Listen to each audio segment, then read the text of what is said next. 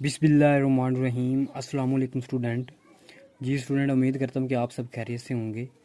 Student, आपको पता कि हमने बेटा क्लास 9th की जो न्यू बुक के मैथ की उसका जो कोर्स था हमने स्टार्ट किया हुआ है।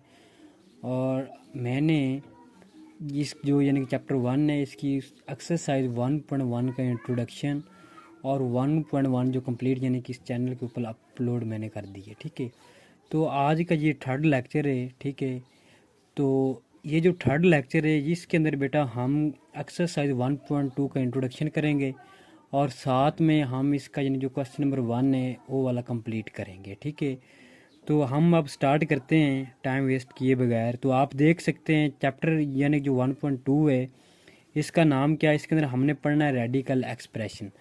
अब सबसे पहले तो हमें पता होना चाहिए कि यानी कि आपके पास जो रेडिकल एक्सप्रेशन है वो क्या होता है, या रेडिकल फंक्शन या रेडिकल नंबर, ये क्या कौन से नंबर होते हैं। तो आपके पास ऐसे नंबर या ऐसे एक्सप्रेशन मतलब कि ऐसा जुमला जिसको हम ये वाला साइन होता है रेडिकल का। ठीक है, यानी कि इस साइन के अंदर जब लिखते हैं उसे हम क्या कहते हैं, रेडिकल एक्सप्रेशन। ठीक है, मतलब कि इसकी डेफिनेशन क्या बन गई कि आपके पास कोई भी नंबर है जिसको हम रेडिकल साइन के नीचे या उसके अंदर लिखते हैं तब उसे हम क्या कहते हैं, रेडिकल एक्सप्रेशन या रेडिकल सेंटेंस कहते हैं। तो यहाँ पे इसकी मैं डेफिनेशन लिखता हूँ, अ नंबर या expression, a number which can be written in the form, या फिर ऐसे लिख लो, can be written under the radical sign. ठीक है, under the radical sign is called radical expression. तो ये हमारे पास डेफिनेशन थी रेडिकल एक्सप्रेशन की। अब इसकी हम एग्जांपल ले लेते हैं। जिस तरह आपके पास मैं कहता हूँ कि ये एक नंबर ए है, ये ऊपर क्या है, रूट है, यहाँ पे मैं एन लगा देता हूँ। ठीक है, ये इसकी एग्जांपल है। अब देखें एन आपके पास कोई नंबर है। ठीक है, ये एन क्या है, सॉरी ए नंबर है, एन क्या है, एन आपके पास ये कोई चीज़ है, यानी कि ये भी आपके पास नंबर ही है लेकिन इसे हम कहते हैं इंडेक्स। अब ये जो टोटली फॉर्म इसे हम क्या कहेंगे, रेडिकल एक्सप्रेशन। अब यहाँ पे ये आपने देखना है इसके अंदर जो रेडिकल एक्सप्रेशन है इसे रेडिकल फॉर्म भी कहते हैं। इसके अंदर तीन चीज़ें, तीन कौन कौन सी, एक बेटा आपके पास जो रूट के अंदर नंबर पड़ा उसे हम कहते हैं रेडिकैंड। ये एमसीक्यूज़ के लिहाज से इम्पोर्टेंट है। और जो यहाँ पे मैंने एन लिखा है ये आपका क्या होता है, इंडेक्स होता है। और याद आपने ये रखना है जो एन है ये आपके पास ग्रेटर एंड इक्वल टू से स्टार्ट होगा, यानी कि 2 से आगे 2, 3, 4 अप टू सो ऑन ये आपके पास हो सकते हैं। क्लियर, मतलब कि कहाँ से 2 से स्टार्ट होगा, 1 नहीं होगा। एक चीज़ आपने ये भी याद रखनी है, जिस तरह मैं यहाँ पे ऐसे लिख दूँ ये नंबर, अब यहाँ पे आपके पास इंडेक्स नहीं है, इसका मतलब इसका इंडेक्स क्या है, 2 है, जो कि हमें नज़र नहीं आ रहा। ठीक है, अब नेक्स्ट आपके पास ये जो रेडिकल एक्सप्रेशन है, ये रेडिकल फॉर्म है, इसकी एक और फॉर्म होती है जिसे हम कहते हैं एक्सपोनेंशियल फॉर्म। अब यहाँ पे आप चेक करें एक्सपोनेंशियल फॉर्म कौन सी होती है।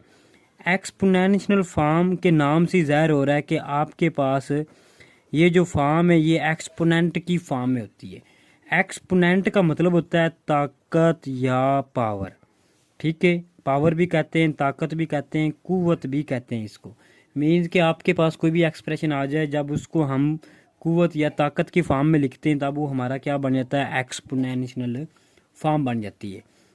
अब इसके बाद आपने एक और चीज़ याद रखनी है कि आपके पास जो रूट है आपने पढ़ा भी होगा पिछली क्लासेस के अंदर के रूट का मतलब होता है पावर 1/2। अब यहाँ पे 1/2 है, इसका मतलब यहाँ पे इंडेक्स 2 है। अगर यहाँ पे इंडेक्स बेटा आ जाए n तो इसका मतलब पावर 1/n हो जाएगी। ठीक है, अगर आपके पास यहाँ पे इंडेक्स 3 आ जाए तो पावर 1/3 आ जाएगी।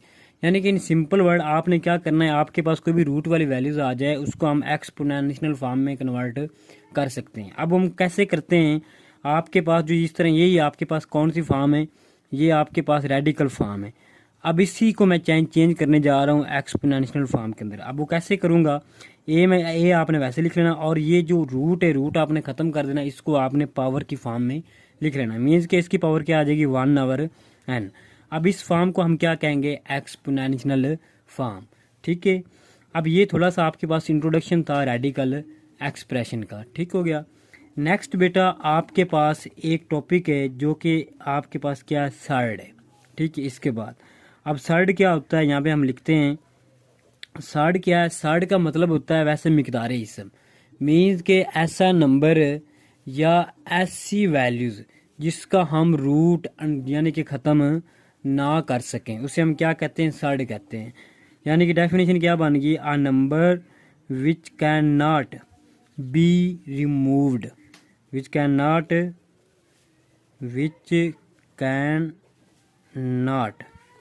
बी रिमूव्ड दी रूट, यानी कि ऐसा नंबर जिसका हम रूट ख़त्म नहीं कर सकते उसे हम क्या कहते हैं, सर्ड कहते हैं, is called surd. For example, जिस तरह मैं आपसे ये कह दूं कि आपके पास एक नंबर 2 है, इसके ऊपर रूट है। अब 2 का रूट हम ख़त्म नहीं कर सकते, लेकिन जब इसको हम कैलकुलेटर पे यानी कंप्लीट कर सॉल्व करेंगे तो आपके पास इसका कुछ ना कुछ आंसर आएगा, लेकिन वो जो आंसर है वो आपका पॉइंट के अंदर होगा। मीन्स कि इसको हम कम्प्लीटली इसका रूट ख़त्म नहीं कर सकते। इसका मतलब ये क्या है, सर्ड। अगर मैं 4 का रूट लिख दूं तो 4 का रूट बेटा क्या होता है, 2। इसका मतलब 4 का रूट हम ख़त्म कर सकते हैं, तो ये सर्ड नहीं है, ये सर्ड है। या फिर ऐसे आप याद रख लेंगे, आपके पास एवरी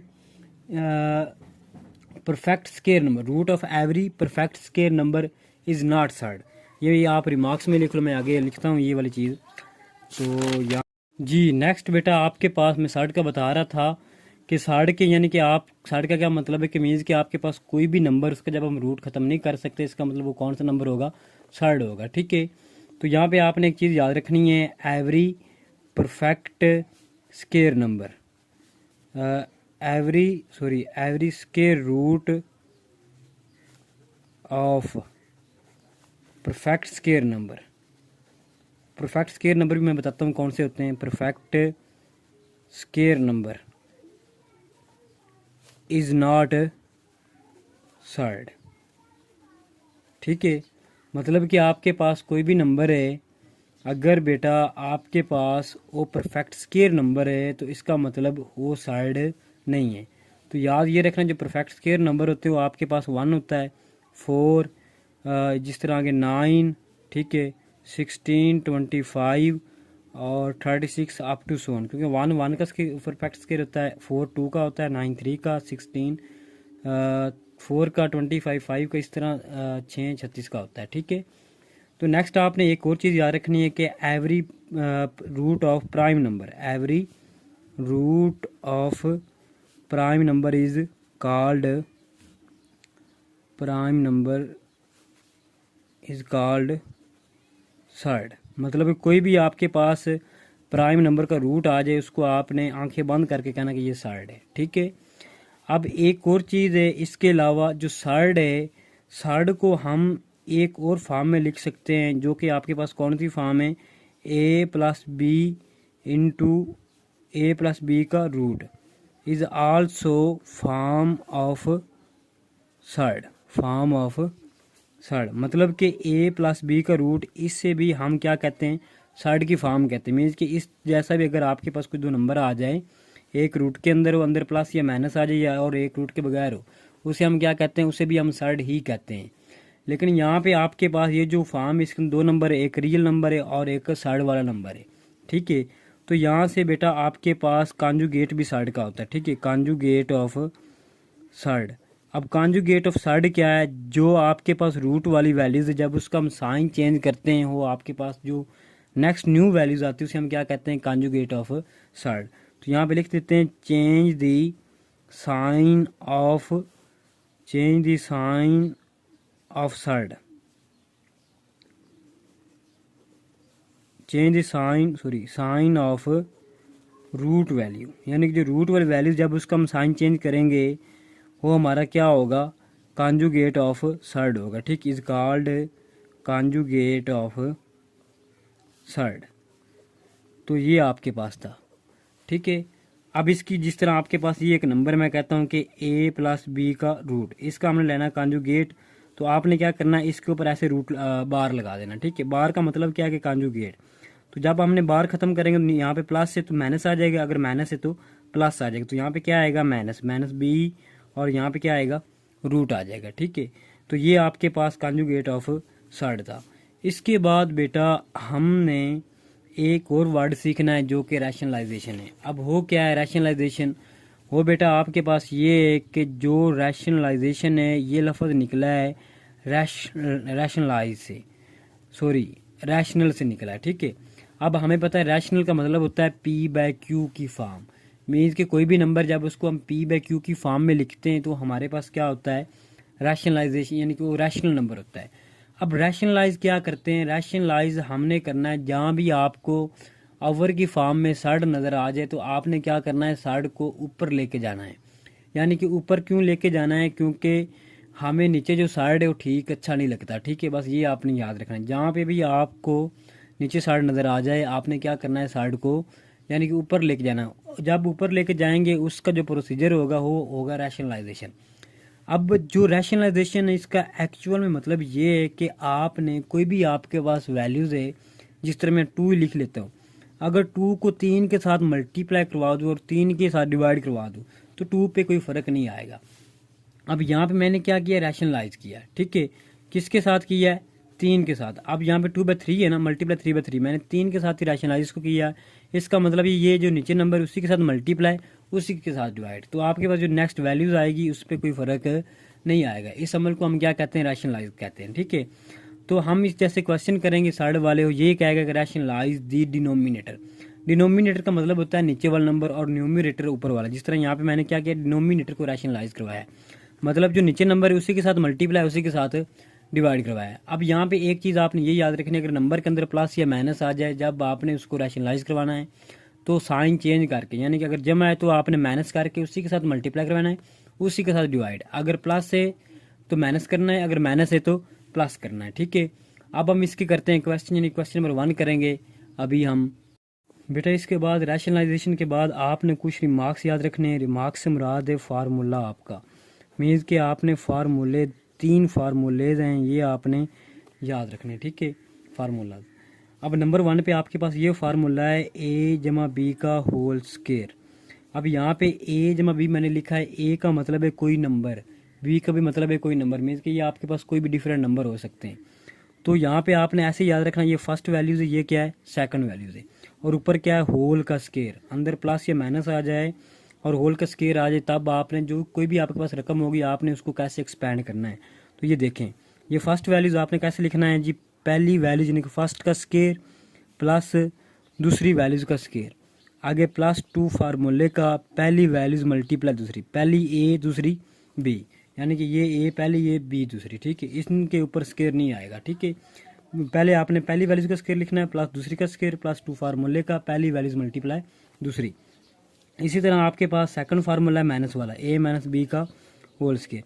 अब ये भी बेटा सेम वैसे ही है, यहाँ पे प्लस है यहाँ पे माइनस है, तो इसके अंदर भी आपके पास ये फर्स्ट वैल्यू ये सेकंड वैल्यूज, फर्स्ट वैल्यूज का स्क्वायर जमा दूसरी वैल्यूज यानी कि सेकंड वैल्यूज का स्क्वायर। अब यहाँ पे आपने ये याद रखना है, जमा और माइनस के अंदर दोनों के अंदर जो पहली वैल्यूज का स्क्वायर और दूसरी वैल्यूज का स्क्वायर है उन दोनों के दरमियान प्लस ही आएगा। माइनस कहाँ पे आएगा, जहाँ हम -2 फार्मूले का लगाएंगे, 2 फार्मूले के साथ माइनस ही जमा आएगा। ये याद रखना कि जमा वाले के अंदर सारी जमा के होंगे और जो माइनस वाला है यहाँ पे 2 फार्मूले वाले के साथ माइनस आएगा। ठीक है, पहली वैल्यूज मल्टीप्लाई दूसरी। आखिरी फार्मूला बेटा ये है कि अगर आपके पास अलग अलग स्क्वायर आ जाए और अंदर माइनस आ जाए, मीन्स कि पहली का स्क्वायर माइनस दूसरी का स्क्वायर, तो आपने क्या करना है, इसी वैल्यूज को एक दफ़ा पावर के बगैर माइनस में और एक दफ़ा जमा में। अब ये जो मैंने लिखा है इसको हम ऐसे भी लिख सकते हैं, लेकिन हमने ऐसे आपके पास होगा, आपने इसको ऐसे ही कन्वर्ट करना है। ठीक है, तो ये आपने बेटा याद रखने फार्मूले। इसके बाद आखिरी चीज़ ये, अगर आपके पास कोई एक वैल्यूज रूट के अंदर है मल्टीप्लाई दूसरी वैल्यूज रूट के अंदर, तो आपने क्या करना है कि अगर एक रूट के अंदर है मल्टीप्लाई और दूसरी भी रूट के अंदर है तो दोनों वैल्यूज आपस में मल्टीप्लाई हो जाएंगी, मीन्स के दोनों के ऊपर एक रूट आ जाएगा, a × b ऊपर रूट। फॉर एग्जांपल मैं आपसे कहता हूँ एक 3 के ऊपर रूट है मल्टीप्लाई 2 के ऊपर रूट है। अब 3 और 2 को हम मल्टीप्लाई कर सकते हैं, आंसर क्या आएगा 6। इसी तरह अगर आपके पास एक वैल्यूज के ऊपर रूट है दूसरी के ऊपर रूट नहीं है, जिसके ऊपर रूट नहीं है उसको हम रूट वाले के साथ वैसे ही एज इट इज लिख लेंगे। फॉर एग्जांपल ये आप ले लो एग्जांपल 3 × 2 का रूट। अब 3 को 2 के साथ मल्टीप्लाई करके 6 नहीं लेके आना, 3 वैसे लिख लिया और 2 को हमने साथ एज अ टीज वैसे पेस्ट कर लिए। ठीक है, तो ये आपके पास कुछ फार्मूले हैं, ये आपने अच्छी तरह करने हैं। ठीक है, तो ये अगर आपको इसकी समझ आई, फिर आपसे ये जो नेक्स्ट क्वेश्चन हमने करने हैं उसकी समझ आएगी। जी बेटा, अब हम आ गए हैं एक्सरसाइज 1.2। पहले हमने थोड़ा सा इंट्रोडक्शन किया था, उसके अंदर हमने साइड के बारे में पढ़ा और रेडिकल एक्सप्रेशन के बारे में पढ़ा है। अब यहाँ पे देखें 1.2 का क्वेश्चन नंबर 1 है, इसके अंदर ये कह रहा है रैशनलाइज दी डिनोमिनेटर। मीन्स कि हमने क्या करना है, डिनोमिनेटर को रैशनलाइज करना है। अब मैंने अभी बताया कि आपको अगर नीचे साइड नज़र आ जाए, आपने क्या करना है, जो साइड होगा उसको आपने ऊपर लेके जाना है। अब ऊपर कैसे लेके जाएंगे, उसको रैशनलाइज के अमल के ज़रिए हम लेके जाएंगे। अब यहाँ पे उसने खुद बताया कि आपने डिनोमिनेटर मीन्स के नीचे वाली वैल्यूज़ को आपने रैशनलाइज करना है। अब देखें इसके अंदर प्लस या माइनस आ गया, अगर प्लस या माइनस आ जाए तो जब हमने रैशनलाइज करना है, जो नीचे नंबर है उसका साइन चेंज करके उसी के साथ हमने मल्टीप्लाई करवाना है और उसी के साथ हमने डिवाइड करवाना है। मैंने क्या किया, ये रकम वैसे लिख ली है, ठीक है, और नीचे वैल्यूज़ का साइन चेंज करके इसी के साथ मैंने मल्टीप्लाई करवाया और इसी के साथ मैंने डिवाइड करवा दिया। अब ये और ये क्या हो रहे हैं, मल्टीप्लाई हो रहे हैं। अब इन दोनों को आप मल्टीप्लाई कर दो। ठीक है, यहाँ पे करते हैं हम मल्टीप्लाई, 13 मल्टीप्लाई 4 माइनस 3 का रूट। ठीक है, अब ये और ये क्या हो रहे हैं, मल्टीप्लाई। ठीक है, अब ये मल्टीप्लाई हो रहे हैं, याद रखना आपके पास हर दफ़ा नीचे फार्मूला ही बनेगा। ठीक है, अब वो वाला फार्मूला मैंने पीछे आपको समझाया है कौन सा फार्मूला है, और ये फार्मूला था बेटा कि अगर आपके पास a माइनस बी आ जाए मल्टीप्लाई a जमा बी आ जाए, मीन्स कि आपने ये याद रखना अगर वैल्यू सेम आ जाए और साइन डिफरेंट आ जाए तो आपके पास पहले का स्केयर बनता है माइनस दूसरी वैल्यूज़ का स्केयर बनता है। ये आपके पास पहली वैल्यूज़, ये दूसरी वैल्यूज़, तो यहाँ पे फर्स्ट वैल्यूज़ का स्केयर आ गया -3 अंडर रूट का स्केयर आ जाएगा। ठीक है, अब ये इसको हम वैसे लिख लेते हैं 13 मल्टीप्लाई 4 माइनस 3 अंडर रूट, नीचे 4 का स्केयर आपको पता है, स्केयर का मतलब होता है कोई भी वैल्यूज़ उसको उसी के साथ मल्टीप्लाई आपने करवाना है। 4 मल्टीप्लाई 4 क्या आएगा, 16। ये और ये कट जाएंगे, यहाँ पे क्या बच जाएगा, 3 बच जाएगा। ठीक है, तो नेक्स्ट ये 13 मल्टीप्लाई 4 माइनस 3 का रूट वैसे, और 16 में से 3 निकालेंगे, बाकी 13 बच जाएंगे और 13 13 कैंसिल हो जाएगा और ये हमारा क्या होगा, आंसर होगा। ठीक है, अब हम आते हैं नेक्स्ट क्वेश्चन पे। नेक्स्ट कौन सा क्वेश्चन है, ये आपको नज़र आ रहा है, इसको भी हमने क्या करना है, रैशनलाइज करवाना है। अब कैसे करवाएंगे, नीचे वाली वैल्यूज़ के साथ, डिनोमिनेटर के साथ। अब देखें इसके नीचे बेटा कोई जमा या माइनस नहीं लगा हुआ, तो आपके पास अगर इस जैसा सीन आ जाए, मतलब सिंपल एक ही वैल्यूज़ आ जाए, उसी के साथ आपने मल्टीप्लाई करवाना है, उसी के साथ आपने डिवाइड करवाना है। अब ये और ये क्या हो रही है, मल्टीप्लाई। अब एक चीज़ याद रखना, अगर आपके पास एक रूट के अंदर वैल्यूज़ है, दूसरी रूट के बाहर है, तो आपने क्या करना है, जो रूट वाली वैल्यूज़ को रूट वाली के साथ मल्टीप्लाई कर सकते हैं, यानी कि a मल्टीप्लाई b हम कर सकते हैं। लेकिन अगर आपके पास एक रूट के अंदर है, दूसरी रूट के बगैर है, तब उसको हम मल्टीप्लाई नहीं कर सकते, उसको हम एज अ टेज ही हम लिख देंगे ऐसे।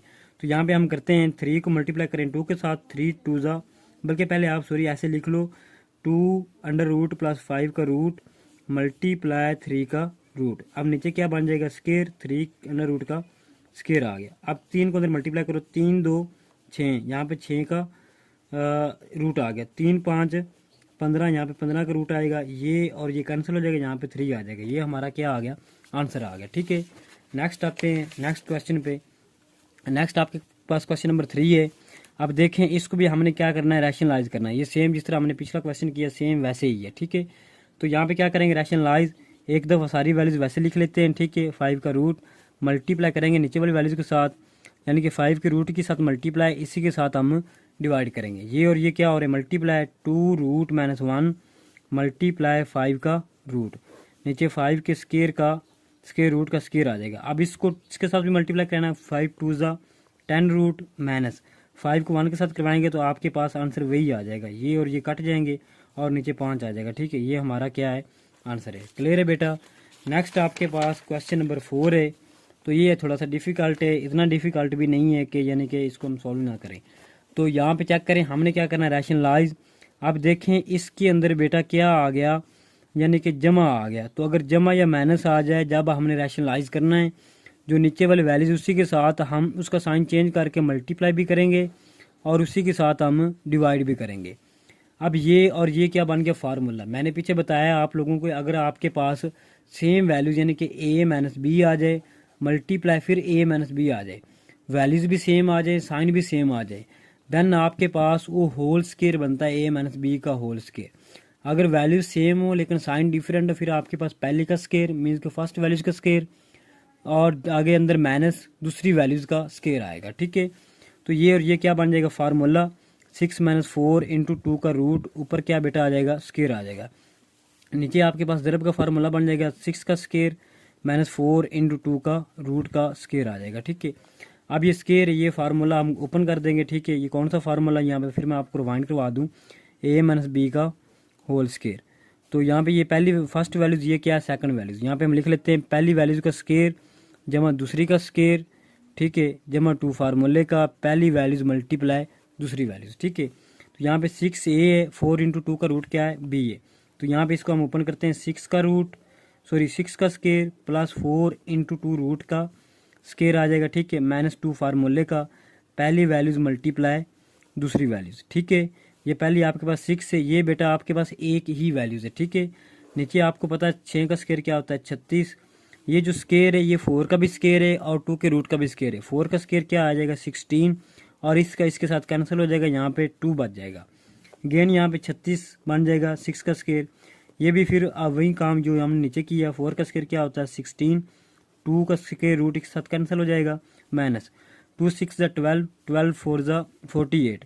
अब 48 को हम 2 के साथ मल्टीप्लाई नहीं करवा सकते क्योंकि ये रूट के अंदर है, ये रूट के बाहर है। ठीक है, इसको हम 7 वैसे लिख देंगे, 36 वैसे आ गया, 16 2 32 आ जाएगा। ठीक है, तो ये 36 प्लस 16 2 32 माइनस 48 2 का रूट आवर 36 में से 32 निकालेंगे बाकी 4।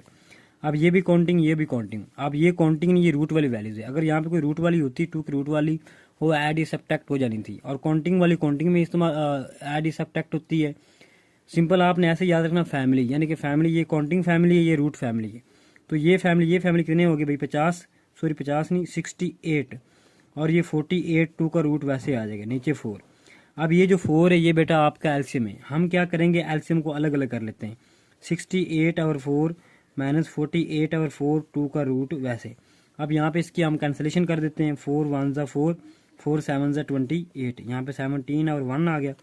अगेन यहाँ पे 4 1 ज़ा 4 4 2 ज़ा 8, यहाँ पे 12 इंटू 2 का रूट आ गया। ये बेटा हमारा क्या आ गया आंसर आ गया। ठीक है, अब हम आते हैं नेक्स्ट क्वेश्चन नंबर 5 पे। तो देख लेते हैं क्वेश्चन नंबर 5।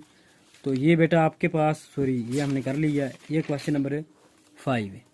तो इसको भी ये भी सेम वैसे ही क्वेश्चन है, इसको हमने क्या करना है रैशनलाइज करना है। अब रैशनलाइज कैसे करना है, सिंपल हम यहाँ पे क्या लिखेंगे, पहले आपने एज अ टेस्ट सारी वैल्यूज लिख लेनी है। जो नीचे नंबर है अगर उसके अंदर जमा या माइनस है, जो नीचे वाला नंबर है उसका साइन फिर चेंज करके मल्टीप्लाई भी और डिवाइड भी। अब यहाँ पे चेक करें बेटा, ये और ये सेम बन गई, सेम ही वैल्यूज और सेम ही साइन है। तो इसका मतलब ये होल स्केयर बनेगा, 3 का रूट माइनस 2 का रूट ऊपर होल स्केयर। आगे बेटा नीचे आपके पास फार्मूला बन गया, पहले का स्केयर मीन्स के फर्स्ट वैल्यूज का स्केयर माइनस दूसरी वैल्यूज का स्केयर। ये हम फार्मूला ओपन कर लेते हैं, पहले का स्केयर आ जाएगा माइनस दूसरी प्लस दूसरी का स्केयर आ जाएगा, माइनस 2 फार्मूले का पहली वैल्यूज मल्टीप्लाई दूसरी वैल्यूज। ठीक है, आवर यहाँ पे ये और ये कट जाएगा। ठीक है, 3 माइनस 2 तो ये भी कट जाएगा। ठीक है, 3 प्लस 2 माइनस, अब ये रूट के अंदर ये भी रूट के अंदर। अब हमें पता है रूट वाली के साथ मल्टीप्लाई हो जाती है, 3 2 ज़ा 6 का रूट, नीचे बेटा 3 में से 1 निकाला 2 निकाला बाकी बच गया 1। तो 3 प्लस 2 ये क्या बन जाएगा 5 माइनस 2 इंटू 6 का रूट आवर 1। ये बेटा हमारा क्या जी क्वेश्चन हो गया। ठीक है, अब लास्ट क्वेश्चन करते हैं। लास्ट आपके पास क्वेश्चन नंबर 6 है, इसी क्वेश्चन का जो पार्ट है इसका। तो इसको भी हमने क्या करना है रैशनलाइज करना है। अब कैसे रैशनलाइज करेंगे, 4 इंटू 3 का रूट आवर 7 का रूट प्लस 5 का रूट आ जाएगा। जी हमने क्या करना है रैशनलाइज। अब रैशनलाइज कैसे करेंगे, नीचे वाला जो वैल्यूज़ है उसका साइन चेंज करके उसी के साथ मल्टीप्लाई और उसी के साथ हम क्या करेंगे डिवाइड करेंगे। अब ये और ये क्या हो रहा है मल्टीप्लाई, इनको मल्टीप्लाई करते हैं 4 इंटू 3। अगर ये सेम होते तो इनका ये होल स्केयर बन जाना था। ठीक है, तो इसको हम ऐसे लिख लेते हैं 7 रूट माइनस 5 का रूट, नीचे बेटा आपके पास फार्मूला है पहले का स्केयर माइनस दूसरी वैल्यूज़ का स्केयर। ठीक है, तो यहाँ पे आपके पास 4 इंटू 3 का रूट वैसे आ गया, मल्टीप्लाई 7 का रूट माइनस 5 का रूट, ये और ये कट जाएगा। ठीक है, तो यहाँ पे 7 माइनस 5 ये अगेन हम वैसे लिख लेंगे। ठीक है, यहाँ पे मैंने मल्टीप्लाई नहीं लगाया, इसका मतलब ये मल्टीप्लाई यहाँ पे है, ब्रैकेट ये डिनोट कर रही है, माइनस 5 का रूट, नीचे बेटा क्या बचेगा 2 2 और 4 की कटिंग कर देते हैं। 2 1 ज़ा 2, 2 2 ज़ा 4, 2 इंटू 3 का रूट, 7 का रूट माइनस 5 का रूट, ये हमारा क्या आ गया, आंसर आ गया। तो इंशाल्लाह अब जो नेक्स्ट वीडियो होगी आपकी, तो उसके अंदर हम क्वेश्चन नंबर 2 कवर करेंगे, ठीक है। तो इंशाल्लाह मिलते हैं नेक्स्ट वीडियो के अंदर। अपना ख्याल रखना। ओके, अल्लाह हाफिज़।